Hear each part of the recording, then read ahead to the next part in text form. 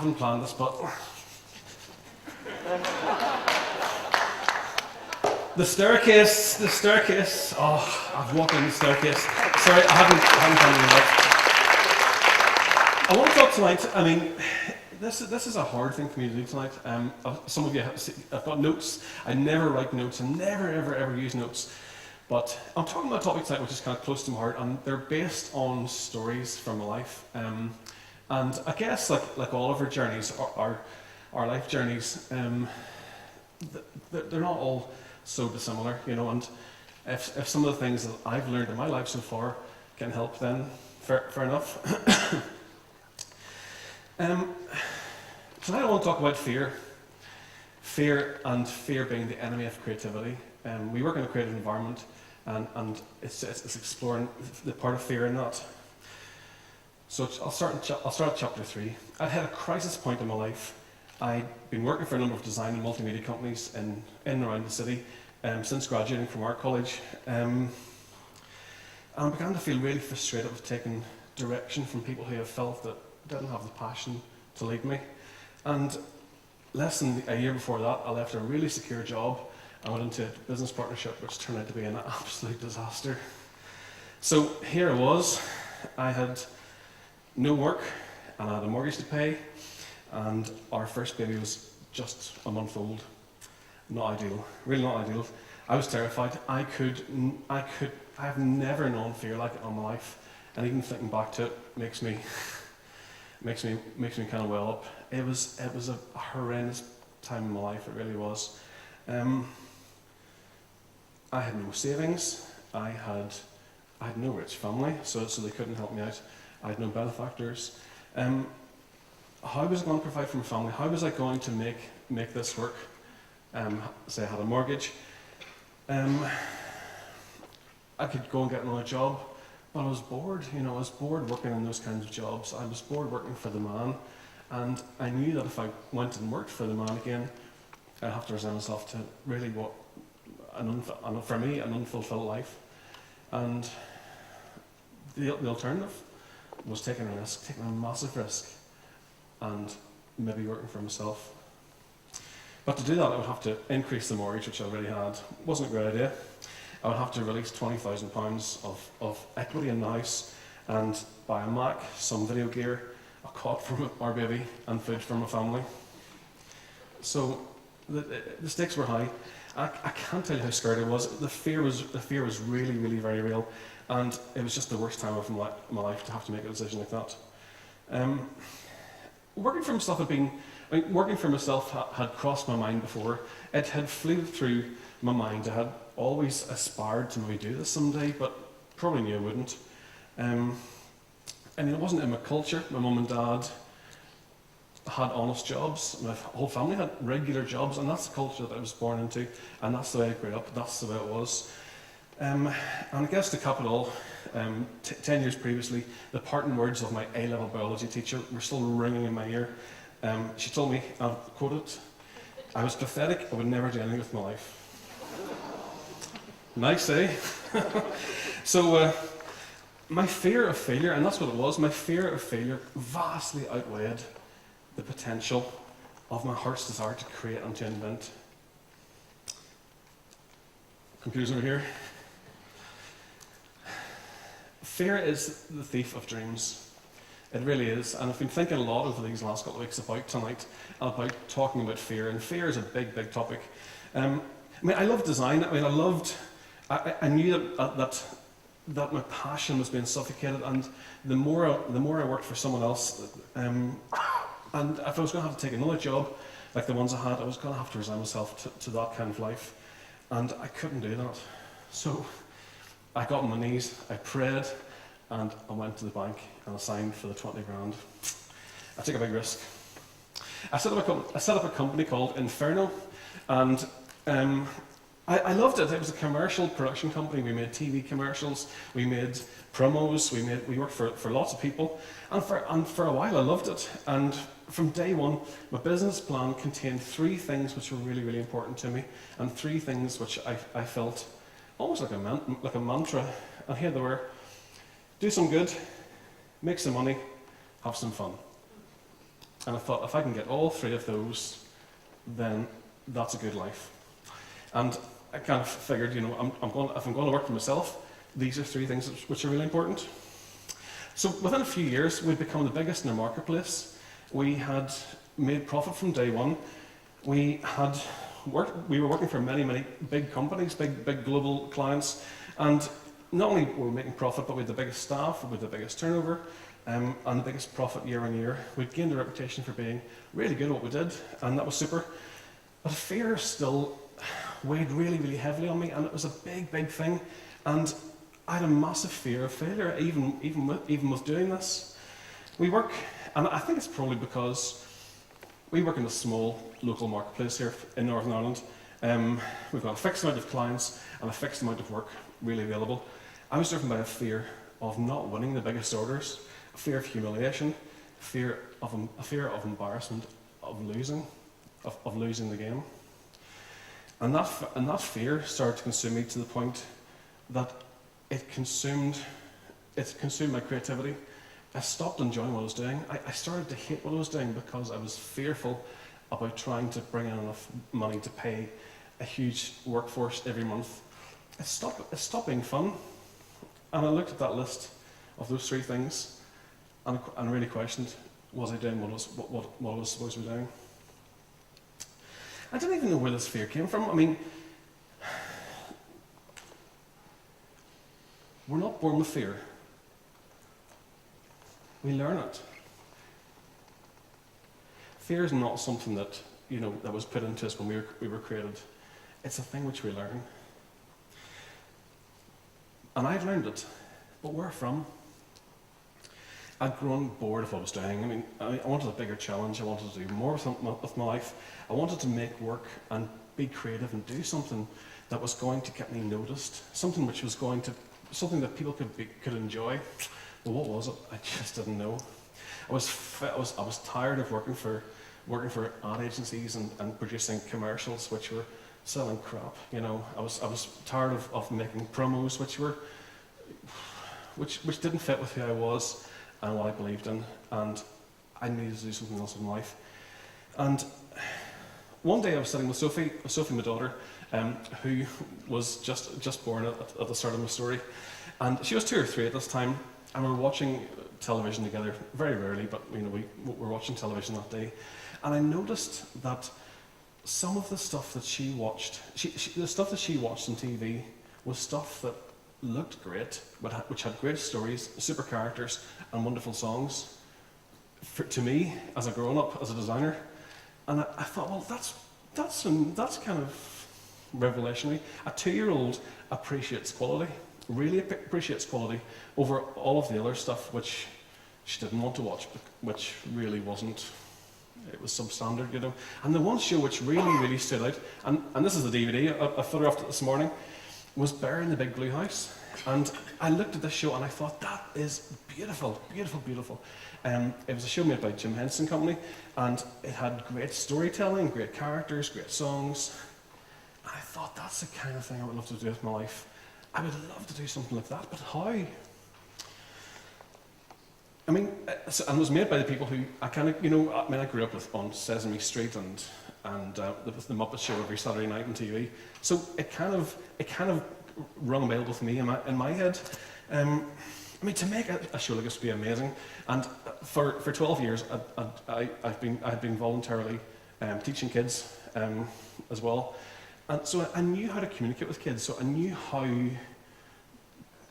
stories should be. And I thought, well, could I get into children's television? And I went to a local commissioner at one of the TV stations in Belfast, and I asked for some advice, and I said, well, how do I get into this business? It's so different from what I'm doing. And I was told, like, don't bother. We don't do that kind of thing in Northern Ireland. You haven't really got hope. So I listened to him for a while. Anyway, and in hindsight now, I mean, I believe that the fear I was experiencing, through my life came from a deeper place. I'm Belfast born and bred, and I'm really proud of it. I love the city, and I have no plans to move away. But as a nation, as a little nation of people here, we've got history, haven't we? I want you to think about these things tonight. In any culture, and in this culture, our history shapes our identity. And our shared history in Northern Ireland is one of fear. So therefore, our identity as people is one of fear and negativity. It's there. Back in 2007, by complete chance, or so I thought at the time, I came across an ad on the website for the Northern Ireland Screen website, and it was a call for proposals. It was a call for a creative brief. Sesame Workshop, who kind of run Sesame Street, who make Sesame Street, wanted to make a local version of Sesame Street for Northern Ireland, with the one aim behind it of conflict resolution. Now, conflict is something I know a wee bit about, because I grew up here. I was born and raised in North Belfast, and I lived next door to a police station, actually, literally next door. So not kind of the ideal real estate you'd want to kind of, for yourself growing up in the 70s and 80s. And one night when I was about 7, I was woken by a pounding on the front door, and it was the middle of the night, and I thought it was gunfire. It turned out it wasn't. It was a policeman. When my dad opened the door, he was yelling, "Get out, get out, get out, get out!" It turned out there was a car bomb right outside our front door, a huge car bomb, which was probably 10 feet from my bedroom where I was sleeping. So we ran as fast as we could. We got out of the house and got into my dad's car, all of us in our pajamas. It was 3 a.m. and we sped off. That happened, 3-4 times probably, growing up. And my parents came back to the house on a number of occasions, and the house was sprayed in glass. Another occasion, I remember, fortunately my neighbour had a wall, because I ducked down behind it. There were two IRA gunmen appeared at the bottom of our street, and were shooting up our street, past me, to the police station, to our neighbours, and only a duck down, I probably wouldn't be here tonight. And I'm telling these stories because, I'm asking the question really, what kind of impact does that have on someone's life, on my life, on your lives? Does this experience take root in our lives and leave a mark behind? I guess it does. And it has done in the hearts of many of our people as well. So I couldn't believe it. So here was an opportunity to pitch for a new version of Sesame Street. Can you believe it? It was just like a dream come true. And work with the #1 name on children's television, the guys at Sesame Workshop. Unbelievable. So I checked that off against those 3 ideals that I had way back at the start. Do some good. Yeah. Make some money, hopefully. Have some fun. Yeah. Perfect. It's exactly what I was looking for in my life at the time. And there were 14 production companies, I think, applied for it at the time. We weren't even being considered. I hadn't made a children's TV show before. In fact, I hadn't made any TV show before. So the chances of us winning it were less than nil. And someone mentioned tonight already, I realised that, look, I can't do all of these things myself, so I pulled together a grade A team, a team of the best people who had the experience which I didn't have, pulled them around me and gathered a team. I spent 14 days in a rainy May putting together 104 pages of passion, of a pitch, and sent it off to Sesame. So, long story short, we got the gig. But it wasn't just the idea that won it for us. When I met the creative director from Sesame Workshop, I poured out to her my heart for the city, my heart for this place and these people that I live in, and how this show could reach and teach Generation Zero, kids who have no history, Generation Zero, kids like my daughter, and how special would it be to actually make something which actually had an impact. It was unbelievable. So we got the gig, and I actually formed a new company called SixteenSouth, and I created a tagline for it, specifically to say one thing: making children's television worth watching. We weren't going to make documentaries, we weren't going to make film, we weren't going to make grown-up TV. We were going to make kids' TV, and we're going to make it well, and that was it. We weren't going to make it complicated or confused. And Sesame Tree was an amazing show to make, it really was. The show won a lot of international awards. It did really, really well. It was made for a local audience, but I took it over to CBeebies and pitched it to the commissioner and said, look, you must show this. And he says, no, Sesame, you've never been in BBC, I can't start now, and the Northern Ireland accents are very thick. I said, yeah, they're very thick, but you know, and they were thick. And I said, look, but these are lessons that kids need to know. These are great stories with great songs, great characters, and really, really good teaching. So he agreed to take it. And air it once. And it became one of the highest rated shows on the channel. Couldn't believe it, even with those thick accents. And it was incredible. We then went on to make more as well for Network on the back of that. But the one thing which it did, which was incredible, Queen's University were testing the show throughout, and they test children. It's aimed at kids 3 to 5, and they test their attitude to kids, to others in other communities, before and after. And it was incredible because the show actually made a difference, a measured difference. The show addressed conflict resolution. It actually touched the lives of those children who were tested, and there was a notable difference and notable change in their attitudes to others. Wow. It still takes my breath away. I mean, to think that you can have a lot of fun doing something with your life, but actually have an impact. Come back to us as people, you know, and our history. What has our history done to us as a nation? The Troubles for decades stripped us of our artists, our inventors and dreamers. For 29 years we lived under a septic cloud. We lived in the shade, and nothing thrives in the shade. It robbed us of our relationships, it made us untrusting of each other, and it kept us inside these 6 little counties. It desecrated our culture. Our fear consumed our creativity. As a little nation, we made stuff. During that time, we've always made stuff in Northern Ireland, but we didn't create stuff. We didn't make new things. We didn't invent. Our show reel that I show to everyone, so if we're pitching to new broadcasters, if we're selling shows, whoever, we meet and pitch to many, many, many people across the year, and across the world. And our show reel always has one sentence in it, and it's not going to change. And the sentence says, based in Belfast, a city reborn with an amazing creative community. And I say that because I mean it. I mean that from the heart. It's not about me or the company, it's about us as a people, and a people that I'm so proud of, you know, coming through the fire and standing tall and standing strong. I believe that Northern Ireland is going to become great again. I believe that with my heart. I know that.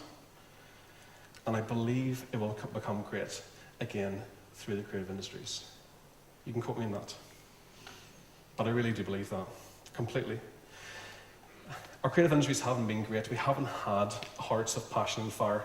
I mean, I've got many friends who work in design and advertising and television, and they're brilliant and talented people, but they're full of fear and suspicion and focus solely on selling their creativity locally within these 6 counties. Why are we so insular? Why do we not realise that there's a world beyond the border, beyond the coast? Do we think we're not good enough because we don't live in London? You know, fear does something else. It drives us to take the safest route. It drives us to take the safest route, to not dream, to not imagine. And there's an awful culture in our city. I'm sure if you work in creative industries, you'll see it. It's the, oh, you can't see what I'm doing. You can't see what I'm doing. I've got the best idea in the world. I'm not going to talk about it. I'm not going to share it. You know, that we need to change in our mindset. We need to share. We need to collaborate. We need to partner. We've got to do it. And when we truly partner with others, we become much greater than the sum of both of those together. I mean, as a company, we've partnered on our first 4 shows. We partnered in Sesame Tree with Sesame Workshop. We partnered on Big City Park with we brought BBC Scotland in with us on it. And we partnered on Big and Small, which we made last year. And we've also partnered on Pajanimals, which is the show we've just finished. We made 52 episodes. And as Mark said, it's airing across the US, Australia, New Zealand, Latin America, most of Europe. At the moment, it'll be in over 200 million homes this year, and it is made in a dirty old dusty warehouse in Belfast. And that's a result of a good partnership. It shows that you can do it if you're from Belfast. It doesn't have to be small. I believe as a small nation we're going through a period of healing. I believe as the wounds of fear heal, new growth comes. Our creative industries are growing, and as they grow, they replace fear. We must create more Indigenous creative companies rooted in the fabric of our city to bring more work back to Northern Ireland time after time. Companies are going to remain, grow, employ, and export. This is our new industry. This is our new identity. This is our time. The creative industries are going to bring new life to the city. They'll make us great again. Our city needs new fathers, trusted rulers whose legacy is not in bricks and mortar, but people of integrity, passion, and creativity. People to really champion this city. People to take a stand and not people of fear. So come on, rise up, people. Invest in ourselves. Invest in our people. Be people of passion and take it into every boardroom and public meeting. We've lived under the shadow of fear for too long. That time is up, and those days are done.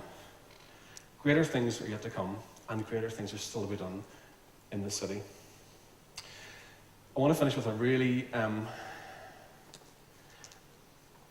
deep and meaningful song for you. It's a song from Big and Small, which is a show we made last year, and I'm sure you'll enjoy it. Hey, let's play Bat the Balloon, Small. Oh, yeah. That's a great idea. Okay, me first. Yep. Yeah. Okay. Hold on. Here you go. Yeah, okay. Here it comes. Well, yeah! Here it comes. Oh, our balloon's the best. Yeah, they're the best and the awesomest. We love our big balloons, bouncing round our room, never let them float away. We love our big balloons, bouncing round our room, oh, we're gonna play all day.